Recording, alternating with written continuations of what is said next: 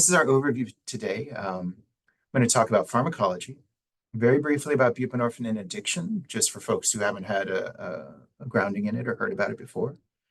Then a hot topic is always buprenorphine conversions. And I'll show you a couple commonly used conversion strategies. And I'll drop into chat a couple of websites that you can use as well. And we'll talk about a couple patient cases and discussion. And like I said, I've built in time throughout for you guys to get involved because there's a lot of knowledge about buprenorphine in this virtual room, and I'd love for us all to participate. So my objectives is that we'll have a good review of the pharmacology again. We'll talk about initiating buprenorphine titration. We'll try to apply it a little bit. I've got some math problems in here, and some of you who saw this presentation, I did a similar presentation in January. I did recycle the math problems from that presentation, so you'll have seen some of these before. And we'll talk about our experiences. So, pharmacology. Start with a kind of a trivia question. I always like to mention that there's a difference between opioids and opiates. Opiates are only the things that come out of the opium poppy. So that's thebaine, codeine, and morphine, interestingly. And buprenorphine is derived from thebaine.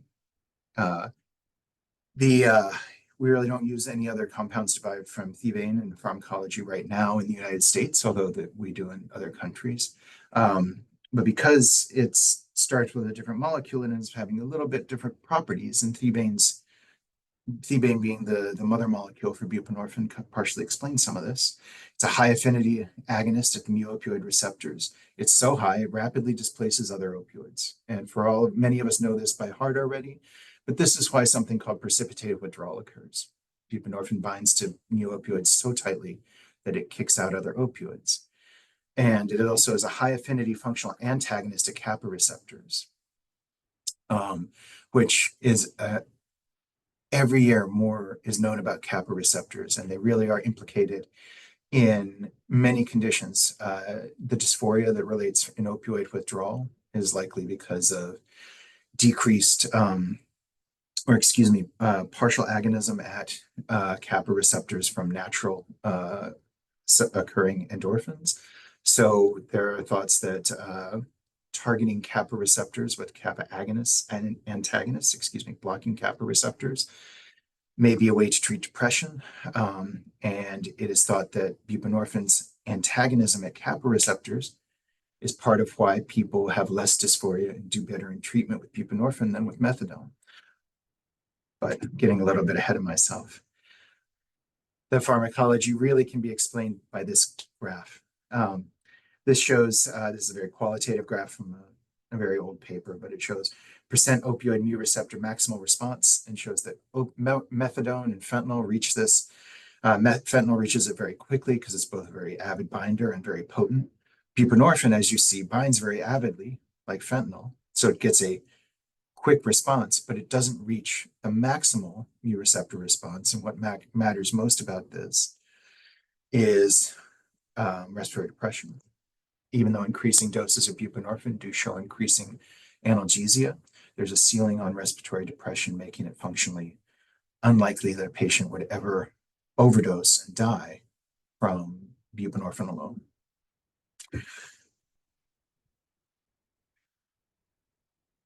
And that's the ceiling effect that you'll hear us describe on respiratory depression. Key thing that I mentioned, this is a basic topic, but it comes up, and even I mess this up sometimes. So we have to remind our patients not to swallow their buprenorphine.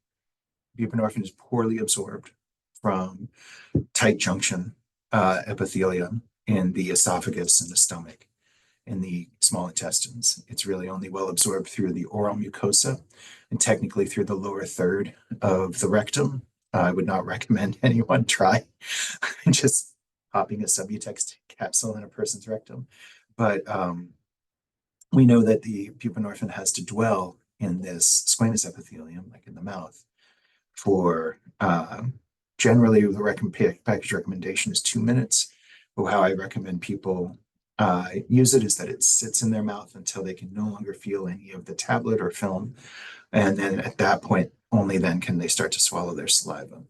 Um, Quickly, why I mentioned that even I still make this mistake sometimes is I counsel a patient that way, and I counseled that patient a couple of times, but this is a person who has some odd cognitive impairments and really maintained to me that the buprenorphine was never effective. And I asked them how they were taking it, and they said, "Oh, under the tongue, under the tongue." And then finally they said, "Oh, but I dissolve it in orange juice first. And I just keep that in my mouth for a second and I swallow it." It never really had an effective buprenorphine dose.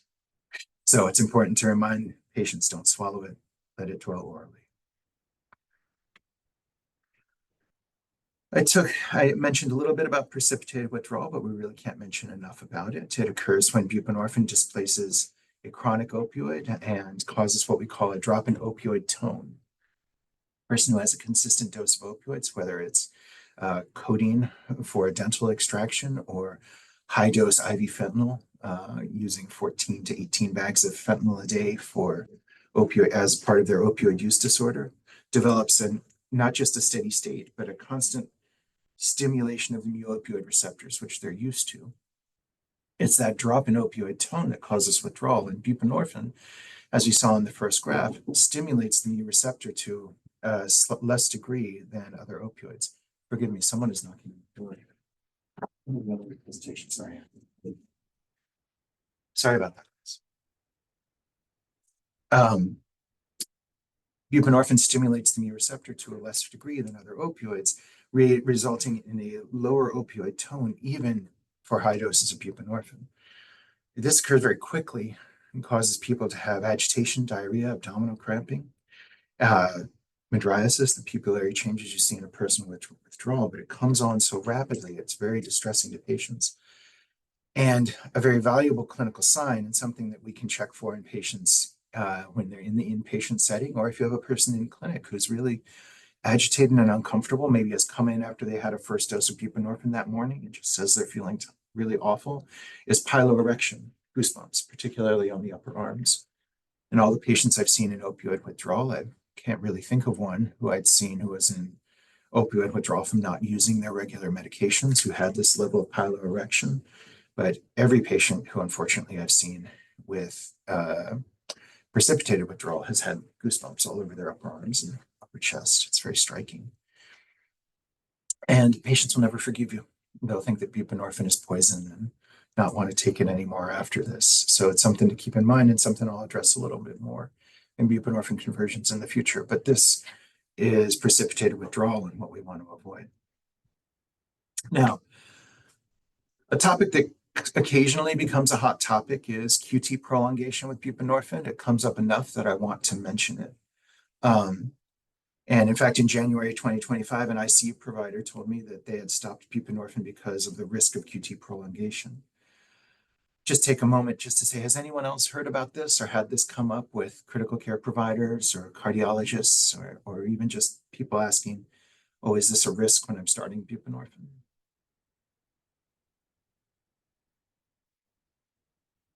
Yeah, I don't see any hands. Feel free to unmute and mention it or to pop it in the chat, but just keep trucking along. This is kind of a misapprehension of buprenorphine.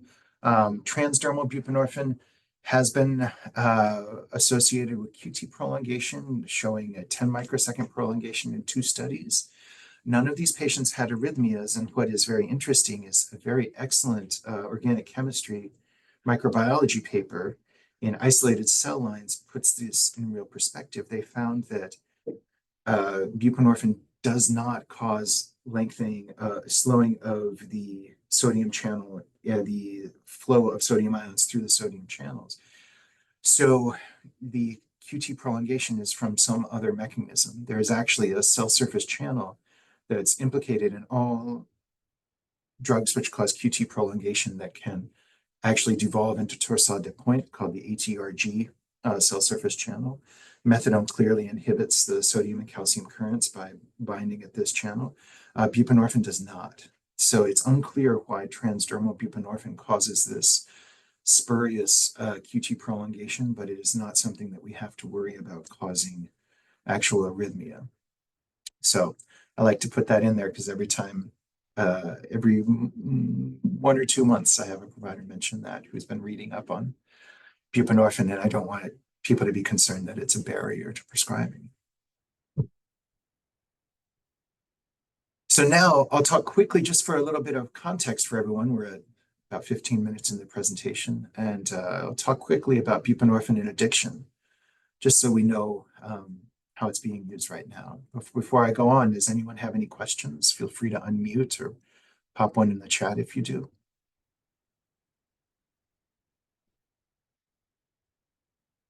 Okay, so now I'll keep going. There are three traditional approaches to buprenorphine in addiction, and excuse me, there are three approaches to buprenorphine initiation in addiction. And you'll hear these terms if you start prescribing it or using it. And more often, one of these terms, microinduction, is used in buprenorphine for pain.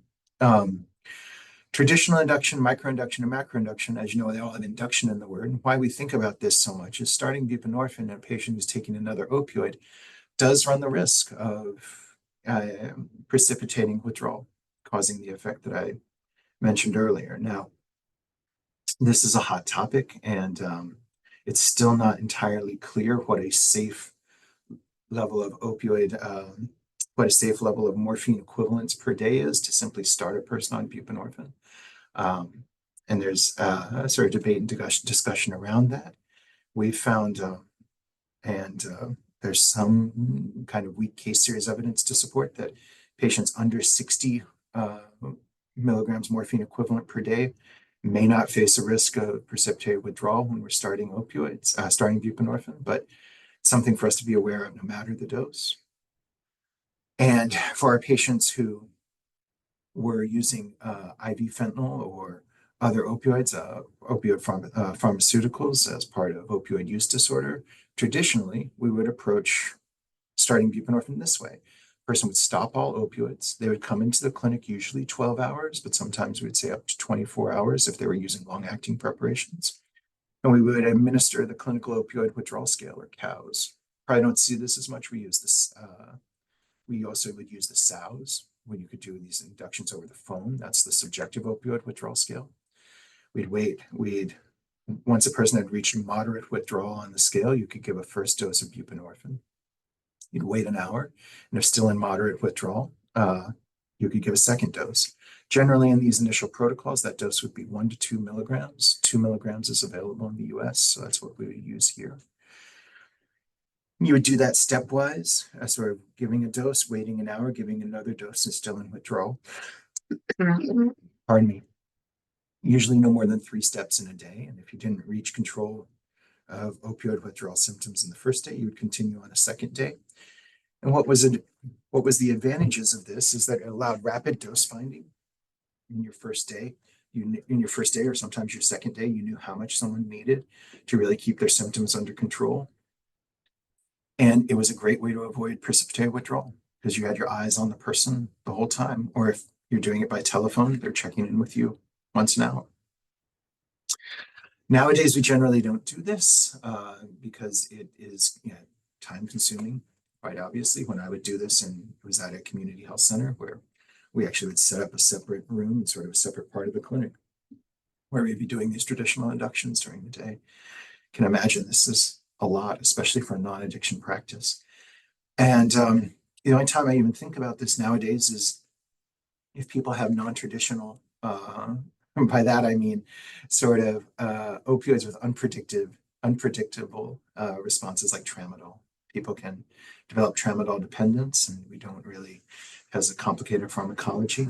Kratom is another one. Mitragynine has both stimulant and opioid-like properties, and people who develop dependence with kratom are often struggling with the opioid-like properties of it and may benefit from traditional, from induction onto buprenorphine, and using a traditional approach would allow you to find the right dose for them.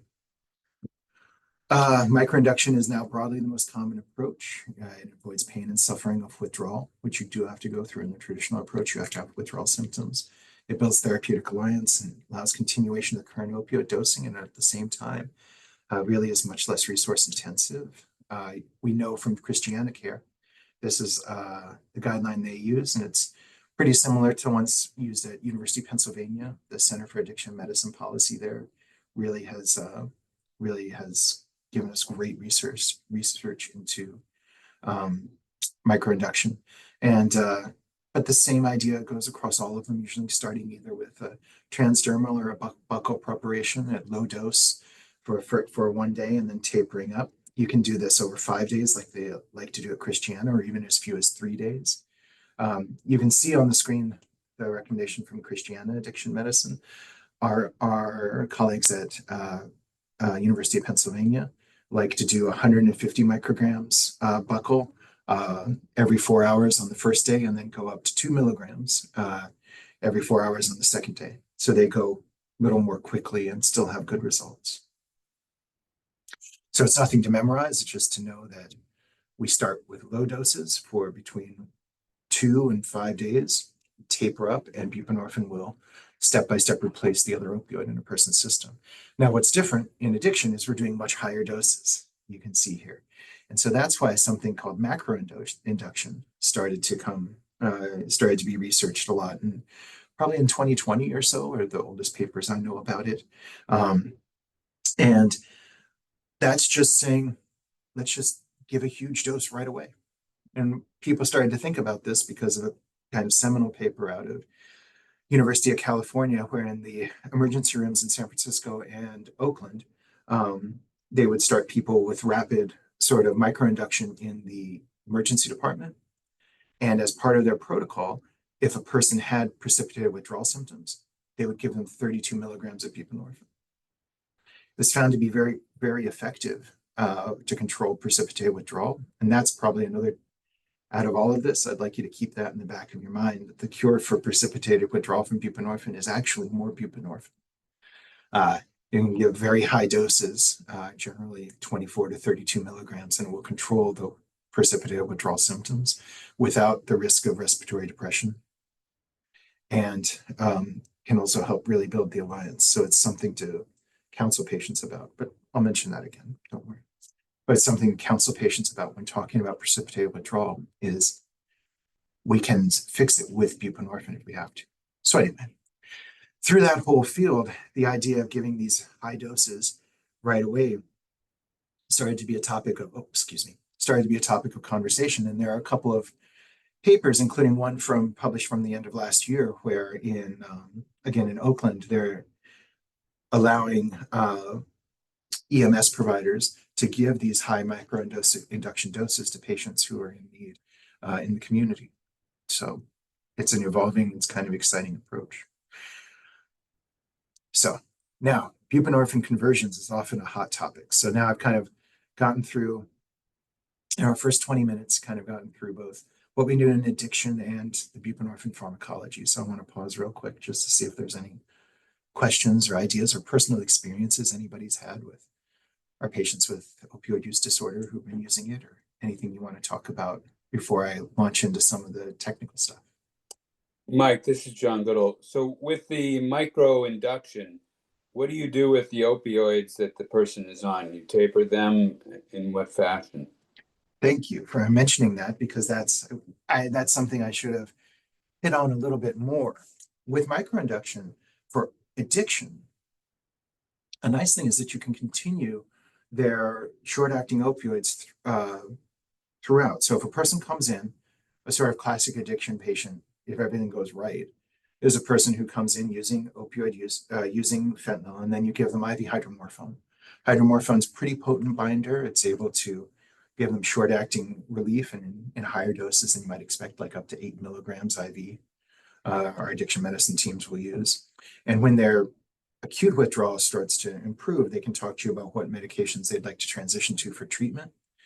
And if they select buprenorphine, then you can start right away that first day. Well, you continue really for at least the first 2 days or 3 days, the high doses of hydromorphone, until you've reached 16 milligrams of buprenorphine. Once you're getting up to around 16 milligrams, again for addiction, then buprenorphine starts to interfere with other opioids, starts to interfere with their effectiveness.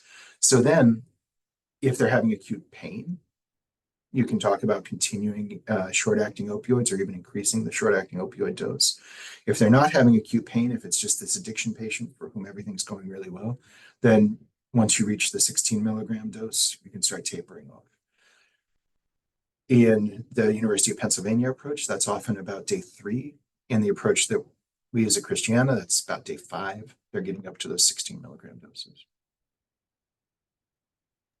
Thank you. And I saw an interesting comment about seeing buprenorphine with hospice patients.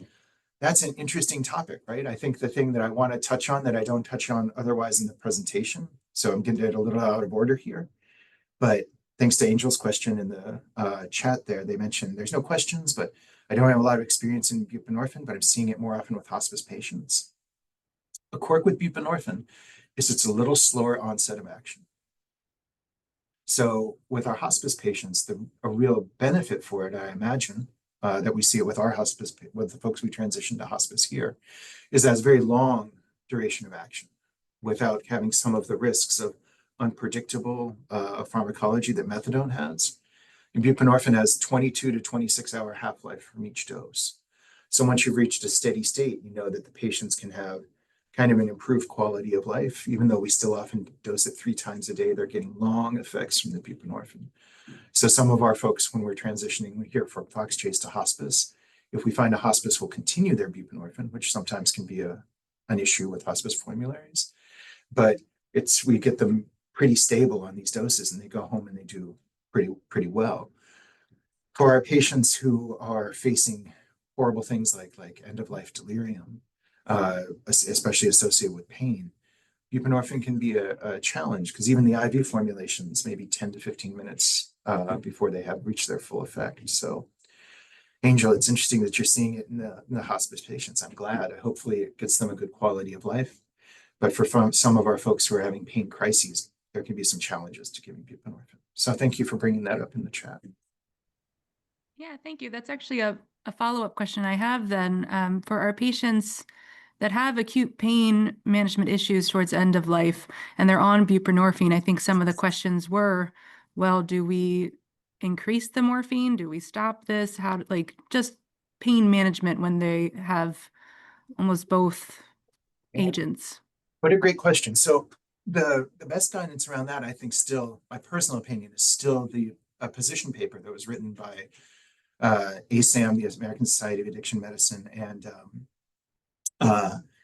the American, they have a different name for themselves. I forget what it is, but the Anesthesia Professional Societies. They're not the American College of Anesthesia, but whomever they are.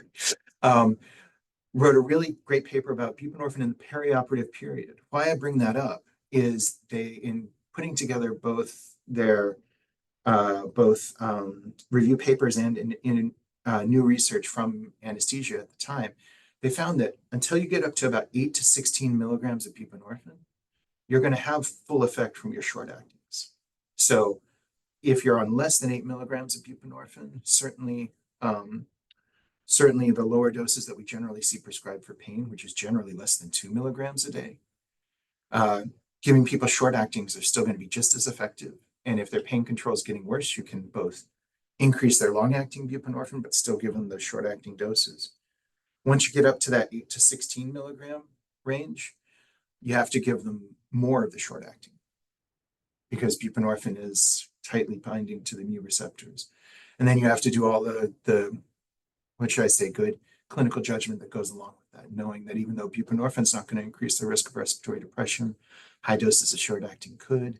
So just keeping in mind that both of you have to be careful, but at the same time, I would expect someone on 8 to 16 milligrams of buprenorphine, the higher doses, to start saying, my morphine's not working as well, or my sublingual, oxycodone's not working as well. And knowing that it's judicious to increase the doses there. Does that answer your question? Yes, that's really helpful. Thank you so much. So buprenorphine conversions. This is a table that's used in the United Kingdom and Canada. They have this big formulary of hospice medications, actually, I think is what they call it. And this is where they have arrived on for buprenorphine conversions and their relative OME potency. let me just say, this is not the only one. I will quickly drop into the chat a couple other opioid dose calculators that I didn't include in the presentation, not because any of them are inferior, but really they're just, I wanted to kind of keep it simple around a single regimen. So I chose the English one, but there's a nice table from University of California, San Francisco that I put in there, and then one from the state of Washington, which is actually used quite extensively. I think mostly because it was sort of came onto the scene very early in these discussions of dose calculations, and they only include transdermal in the state of Washington calculator. But the bottom line is to know that these are our kind of ballparks. Buprenorphine is very potent. So 1 milligram of IV buprenorphine based on this approach is about 100 milligrams, 100 OMEs. And that's what I like to emphasize, is that you can get a lot of bang for your buck with buprenorphine. But like so many opioids, our direct conversions are not as straightforward as we'd hoped. These are our sort of approaches, but another nice thing about using a taper up or microinduction approach for someone transitioning from another opioid is that you also have to do a little bit of dose finding. So, oops.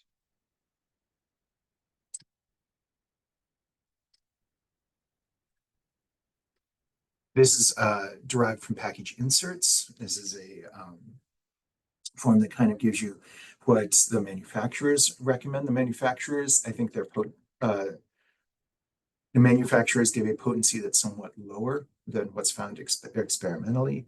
So you'll see them suggesting that 20 micrograms is only equivalent to about 48 OMEs. Research shows that may be more between 40 and 60. But another sort of ballpark idea. But how we can really see this go is when we're seeing our inpatients. And I've got a couple conversion sort of worksheet problems that we can look at about how to approach this with inpatients.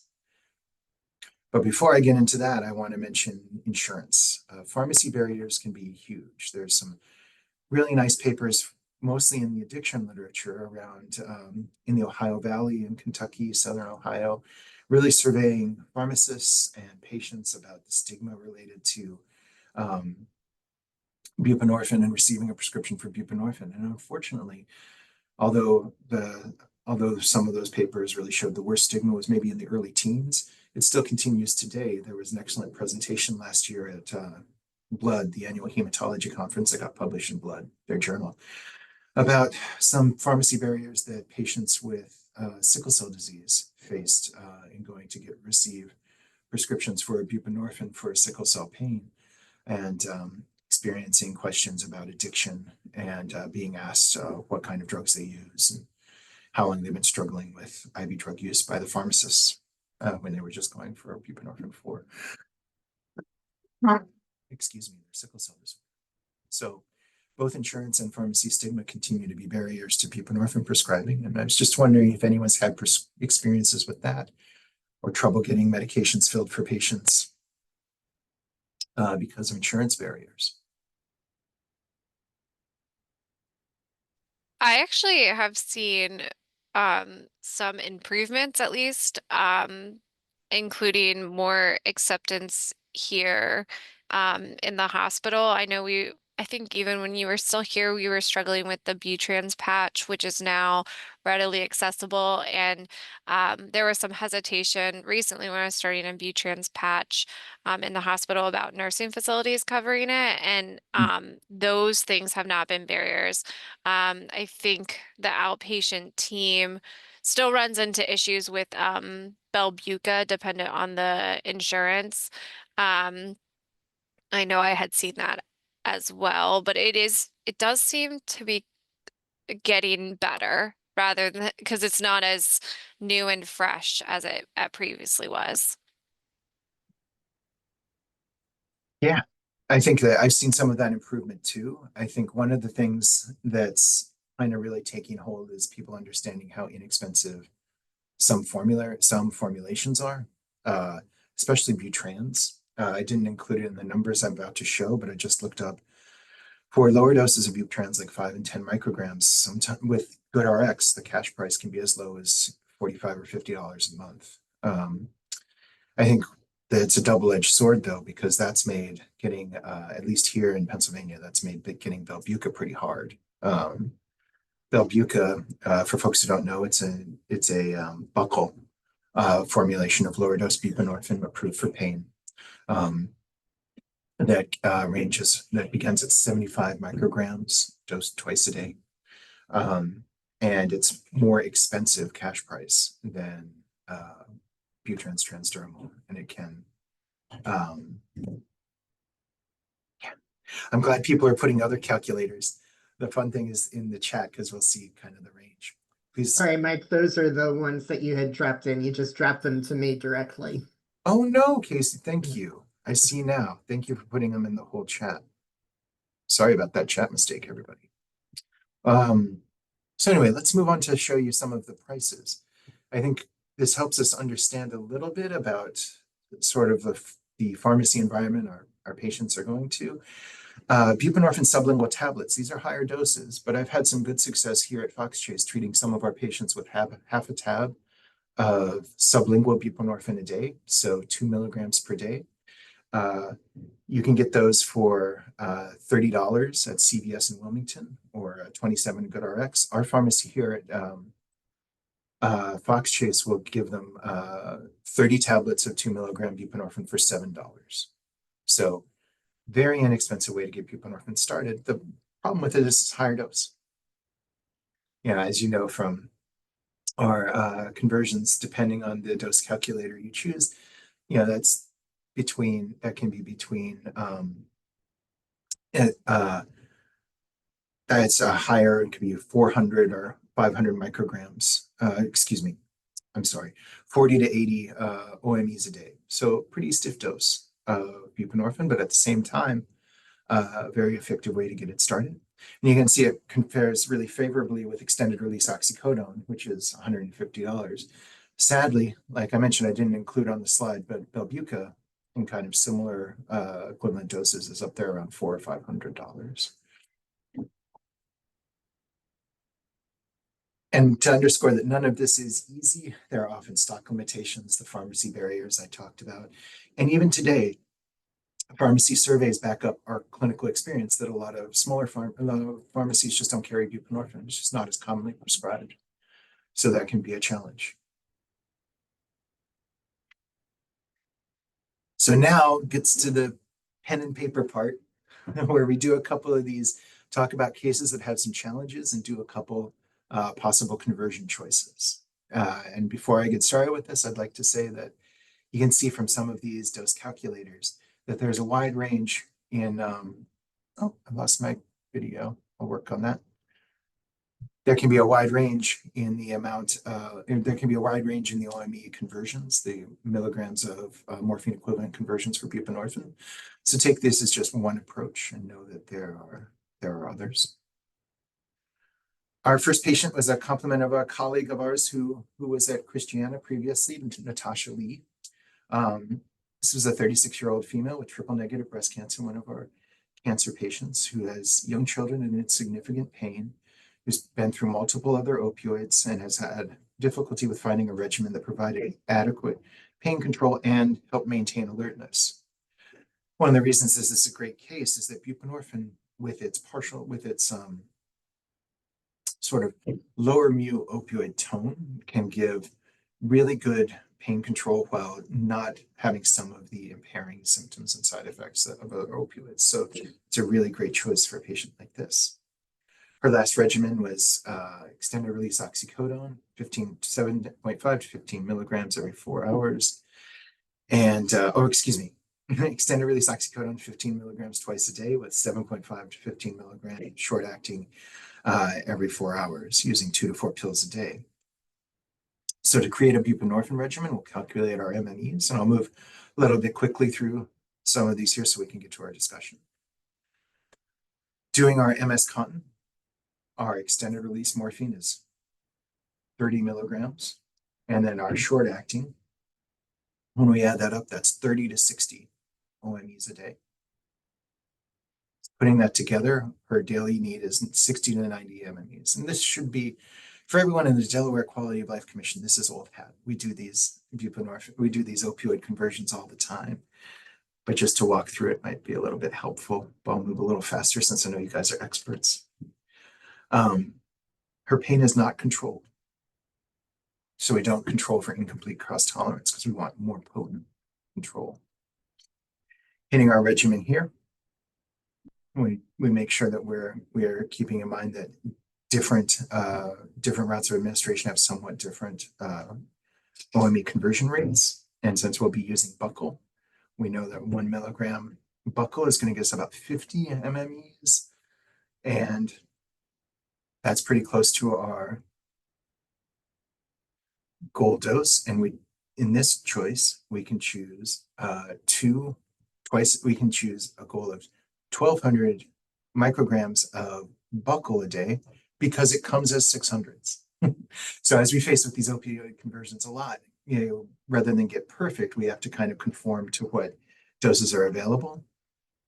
With our Belbuca, we can get 600 micrograms twice a day to reach her current dose of opioids. And then she can continue her 7.5 milligram morphine every 4 hours. So I know I went through it fast there, but the idea is that we, along with any other opioid conversion that we're used to doing, we reach a baseline daily morphine milligram equivalent. Then we replace our long-acting with buprenorphine. And then to speak to Angel's question earlier, we still continue our short-acting opioids for breakthrough. Now, if we were going to do transdermal, we could choose, we calculate out to about 20 micrograms an hour transdermal. Because if 10 micrograms an hour is 24 MMEs, we can get close to 50, which is close to our baseline with 20 microgram per hour. And I like including this one here because the maximum, as I mentioned with formulations, the patches come as 5, 10, and 20. But the common maximum dose of buprenorphine used is 40 micrograms an hour, and that's 2 20 microgram patches. So you can always remember you can use the patches 5, 10, and 20. And if you have to use 2 20 micrograms, you can go up to that.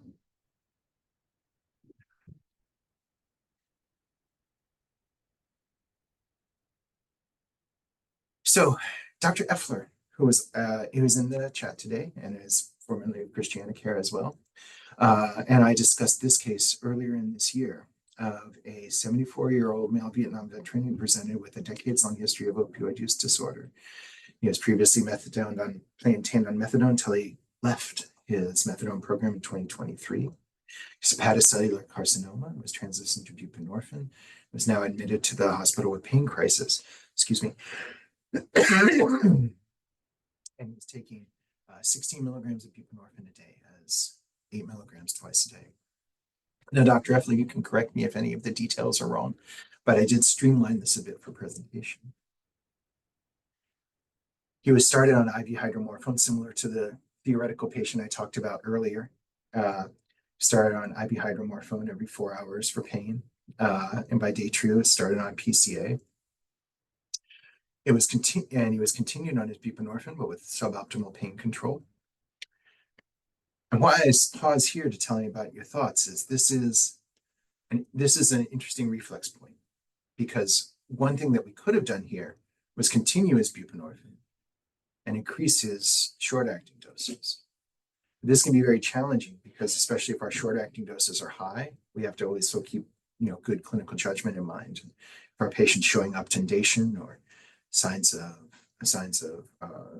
slow respiration or low blood pressure or any of the other opioid related side effects that can limit doses, we can get in a hard spot. But what I would suggest at a stop point like this is if our patient is showing those symptoms, low blood pressure, low respiratory rate, obtundation, well, then maybe that's a point to decrease our dose of buprenorphine.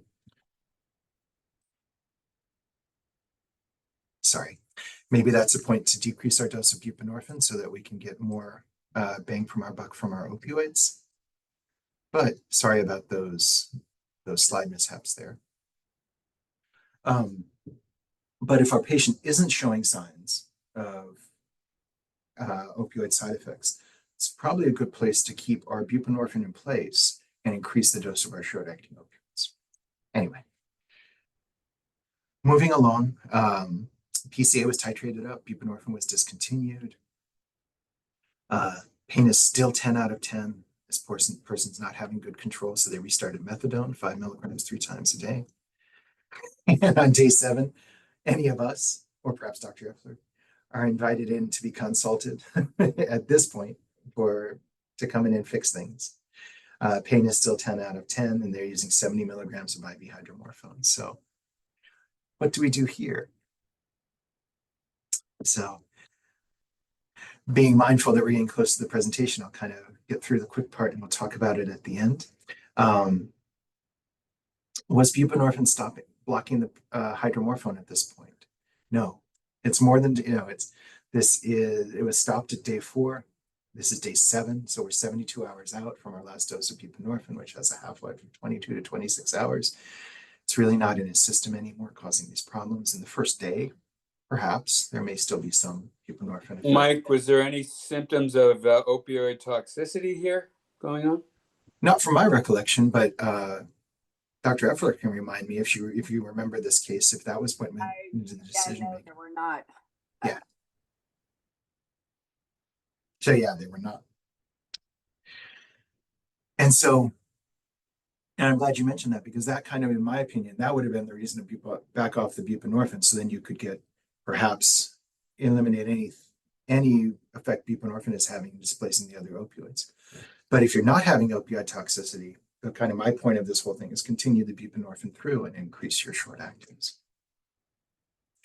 So this was another microdosing approach in microinduction protocol approach that we could have stepped through, increased up to, by day 3, we could get up to 4 milligrams twice a day.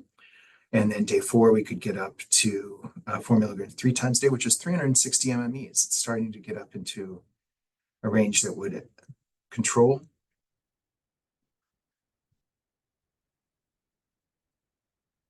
And this kind of speaks to some of the questions earlier. So what I went through quickly there was, if we used our approach from Christiana, by day 5, we could taper up each day, starting with the 225 microgram approach, which at Christiana twice a day on day 1.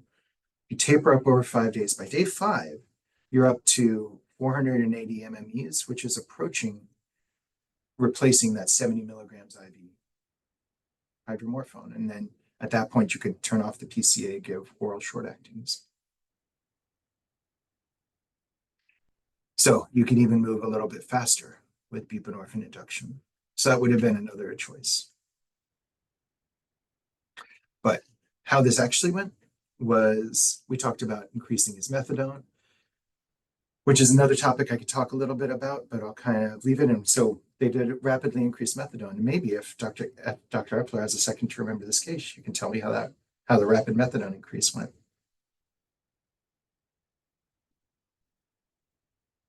And it's not, I didn't want to draft you into this. I'm sorry, Katie. So, but there have been some evolving thoughts about how quickly one can increase methadone, especially in opioid use disorder. So if anyone's curious about that, we can talk, or you could email me after.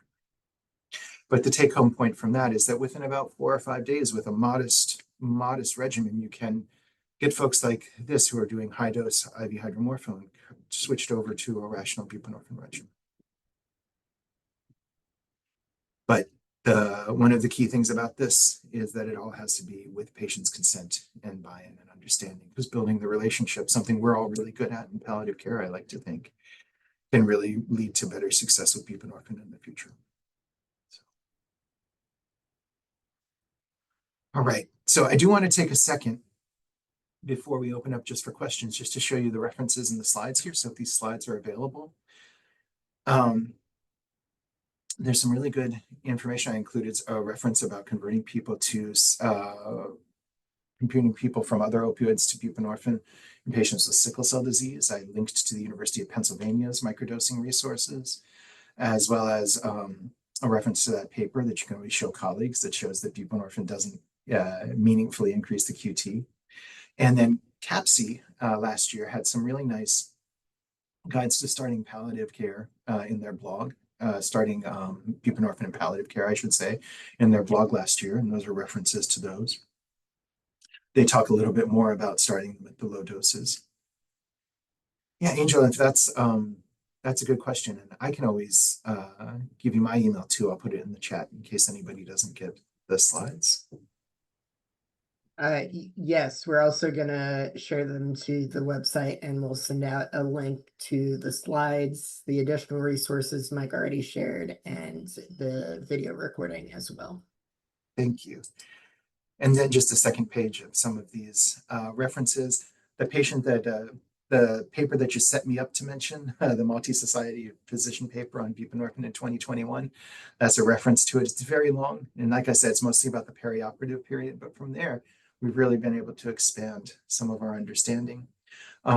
There's our paper on the EMTs in San Francisco, and excuse me, it wasn't Oakland for the EMTs, that was San Francisco, administering buprenorphine in the field, and they're giving doses up to 32 milligrams.